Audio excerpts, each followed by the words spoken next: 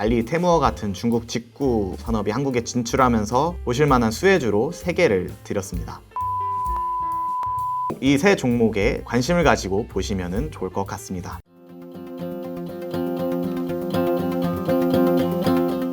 안녕하십니까. 그로스리서치의 김주형 연구원이라고 합니다. 저희가 몇 주 전부터 산업 보고서 발간을 하고 있었는데요. 그로스리서치 홈페이지를 보신 분들은 아시겠지만 저희가 엑셀 산업, 항암제 산업, 스마트 팩토리 산업, 그리고 항공우주 산업을 산업 보고서로 발행하고 있었습니다. 이번 보고서부터는 제가 직접 나와서 설명을 해드리려고 이 자리에 섰습니다. 이번 보고서는 알리 테무에 대해서 많이 알고 계실 텐데요. 중국 직구와 관련된 산업 보고서를 발간했습니다. 제목은 알리 테무 한국 진출 수혜는 누가? 라고 잡아봤고요. 알리 테무는 흔히 온라인 쇼핑몰이라고 불리는 이커머스 시장인데요. 이커머스 시장이라는 것은 거래를 뜻하는 커머스와 전자를 뜻하는 일렉트로닉이 합쳐진 말로 전자상거래를 의미하는 단어입니다. 즉 온라인 매체를 통해서 제품이나 서비스를 구매하는 시장을 의미하는 게 이커머스 시장입니다. 코로나 팬데믹 때 우리는 온라인 쇼핑몰 시장이 급격하게 성장을 했지만 최근에는 약간 둔화되고 있는 추세입니다. 이 둔화되고 있는 추세에서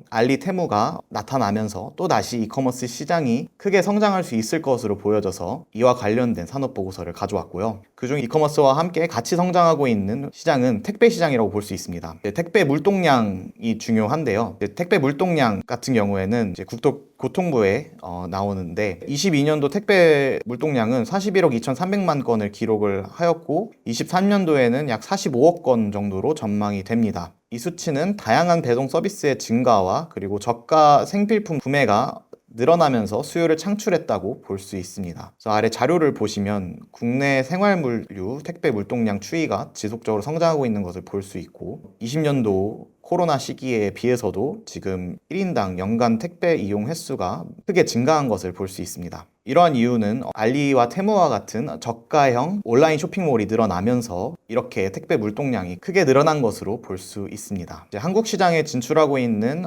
알리익스프레스와 그 다음에 테무에 대해서 간단하게 설명해 드리면요. 이제 알리익스프레스는 2018년도에 한국에 진출을 했고 23년도 3월부터 본격적으로 한국 시장에 투자를 늘리고 있었습니다. 그래서 중국 특유의 저렴함 제품의 범위를 늘리면서 한국 시장을 공략을 하고 있습니다. 특히 한국 전용관인 이제 K-베뉴를 열었는데 이 K-베뉴라고 하는 거는 한국 전용관에서 기업들을 대상으로 수수료 제로 혜택을 내세우면서 한국 시장 내에서 점유율을 좀 높여가고 있는 현황입니다. 이어서 테무에 대해서 간략하게 설명을 해드리면 23년도 7월 테무는 억만장자처럼 쇼핑하라라는 슬로건을 앞세워서 한국 시장에 진출을 했습니다. 그래서 알리에 비해서도 제품 가격이 매우 저렴해서 아무리 많이 구매를 해도 부담이 없다는 점을 내세운 것이 컨셉입니다. 그리고 이 저렴한 가격에 더불어서 이제 공격적인 마케팅, 쿠폰들을 발행을 하면서 우리나라의 온라인 커머스 시장 점유율을 가져오고 있는 현황입니다. 그래서 24년도 2월에 알리익스프레스의 사용자 추이인데요. 쿠팡이 1위를 하고 있는 것을 확인할 수 있고 알리가 두 번째, 테무가 네 번째를 차지하고 있는 것을 확인할 수 있습니다. 이 알리와 테무는 초저가 전략을 구사를 하고 있는데 글로벌 경기 침체로 소비 여력은 낮아졌으나 소비 심리는 더 커지는 상황을 정확히 파악을 하면서 점유율이 크게 늘어난 것을 확인할 수 있습니다. 특히 알리와 테무는 중간 유통 과정 없이 중국 현지 생산업체와 그리고 개인 소비자들을 직접 연결하는 방식으로 초저가를 구축을 하였습니다. 그리고 또 중국 특유의 막대한 자본력을 동원을 해서 공격적인 마케팅과 다양한 프로모션을 진행한 것이 이 알리와 테무가 우리나라에서 점유율을 크게 가져갈 수 있는 큰 역할을 한 것으로 보입니다. 그래서 중국 직구와 관련된 자료들을 보면은 23년도 해외 직구 거래액은 약 6조 7천억 건 정도 추정이 되는데 이 중에 반인 3조 원 가량이 중국발 해외 직구 건수로 추정이 됩니다. 그래서 22년도 대비 121% 증가한 수치이고 이게 기존에 계속 만년 1위였던 미국 직구를 한 번에 뛰어넘는 기록입니다. 이에 그치지 않고서 알리익스프레스는 3년 동안 약 1조 5천억 원 가량의 돈을 우리나라에 투자를 한다고 합니다. 그래서 특히나 물류센터 같은 경우 2,500억 원 정도를 투입을 해서 상품의 배송 기간을 크게 단축시키면서 지속적으로 점유율을 높여가는 전략을 취하고 있습니다. 이 자료는 국가별 해외 직구 거래액 추이인데 이제 중국과 미국을 보면은 미국이 만만하게 거래액이 유지되다가 중국은 19년도부터 20년도까지 증가를 하는데 23년도에 크게 증가하는 것을 볼 수 있습니다. 국내 1위 온라인 쇼핑몰 회사인 쿠팡은 알리와 테무에 맞서서 이제 견제를 하고 있는데요. 쿠팡은 알리의 이런 전략에 맞서서 3조 원 가량의 투자를 예고를 하고 있습니다. 그래서 3년간 3조 원 정도를 투자를 해서 27년도까지 로켓 배송 지역을 현재 70%에서 90%로 확대할 계획이고, 추가적으로 8곳의 물류센터를 추가로 증설을 하면서 배송면에서 알리한테 뒤지지 않는 전략을 취하고 있고요. 특히 쿠팡에서는 오늘 4월부터 1,000원에서 3,000원대의 저가형 상품들을 모아서 1,000원 마켓 기획전을 여는 방식으로 중국 업체의 저렴한 가격에 이제 대응을 하는 대응책을 보여주고 있습니다. 그래서 이런 이커머스 전쟁에 따른 수혜를 볼 만한 곳으로는 물류와 이제 전자상거래 산업으로